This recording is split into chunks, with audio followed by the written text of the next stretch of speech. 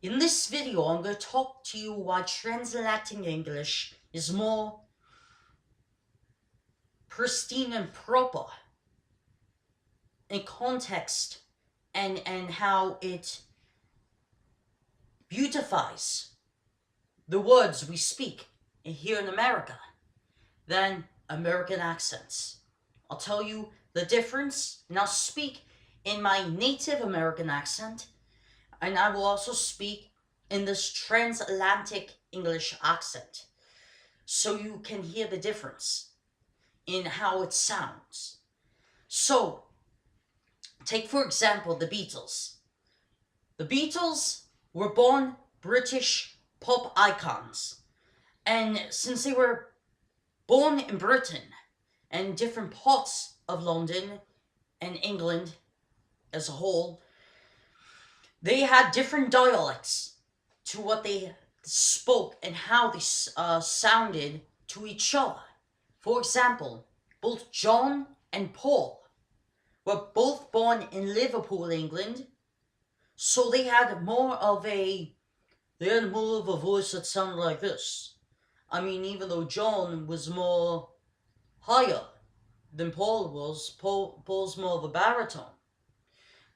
But John was a little higher, but still had the same dialect and accent as Paul does. So you get my point.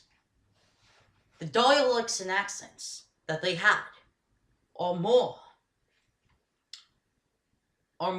than George and Ringo, who were born in different parts of England. And you could look up where they were born in England. I forget exactly where they were born. I knew where they were born years ago, but now I forgot. So you get my point. And the way they sung their music, for example, in pure British English, sounded like this. There were bells on a hill, but I never heard them ringing. No, I've never heard them at all, till there was you. Or, in the town when I was born, lived a man who sailed the seas, and he told us about his life in the land of submarines. Now, if they sang that in an American accent, the native default that I speak when I'm not speaking in this transatlantic English tone, it would have sounded like this. There were bells on a hill, but I never heard them ringing. No, I never heard them at all, till there was you. Or, in the town when I was born, lived a man who sailed the seas, and he told us about his life in the land of submarines. So do you hear the difference? Do you hear the difference in how transatlantic English is more proper in its form than American accent? It sounds like a sloppy mess of all proportion. There's no repairing how bad it sounds. And that's how we sound like to other people across the pond. We sound like we don't know how to speak proper English. It's simplified for us here in America. It really is simplified for us here in America. Unless we make the effort to speak proper English, like I'm doing,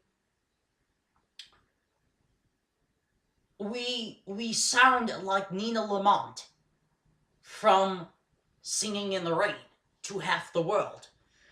Like the scene of Singing in the Rain where they show the first talking picture, that monumental picture shot, where she's going, no, no, no! And Gene Kelly's going, yes, yes, yes. No, no, no! Yes, yes, yes. Get the point? That nasally sound is what they think of us overseas. That nasally sound is what British people think of us, is what people who live in Korea think of us. Even people who live in Russia think of us sounding that way, including people who live in France think of us that way. They don't think of us as proper English speakers. If they want to hear a proper English speaker, they think of Stephen Hawking, or Richard Dawkins, or someone like Stephen Fry, who speak proper English. They don't speak the simplified fake English. And I'm not saying American English is fake. It's just how it's overly simplified for us and doesn't seem that genuine to other people overseas. I'll do one more example of why transatlantic English is more proper and pristine than American English. Take this poem, which is a dictation poem which has been used for Hollywood stars over the years, and they still use it today in some parts of the world for them to gain this transatlantic accent when they speak for the films. Of course, not the 1930s style, but this is more the modern transatlantic style. Now, this is the poem, and I'm going to do it in transatlantic and then American English, and then tell me what sounds better. Moses supposes his toes are roses, but Moses supposes that Rhodiously. And Moses, he knows his toes aren't roses, but Moses supposes his toes is to be. Now, here it is in American. Moses supposes his toes are roses, but Moses supposes erroneously, and Moses, he knows his toes aren't roses, but Moses supposes his toes is to be.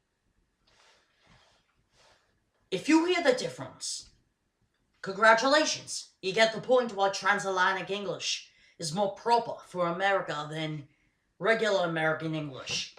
Because it might be the same at face value, but it's very simplified, overly simplified, and very sloppy compared to other English, proper English, at that.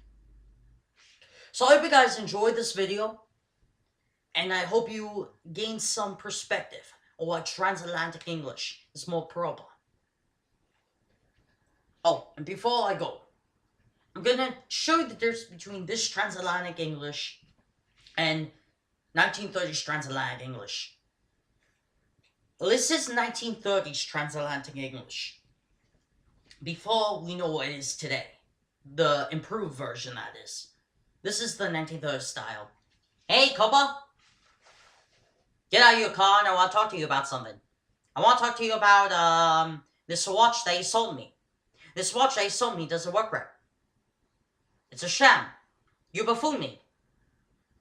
That's 1930s style transatlantic English. Now, the way you hear me speak is current transatlantic English.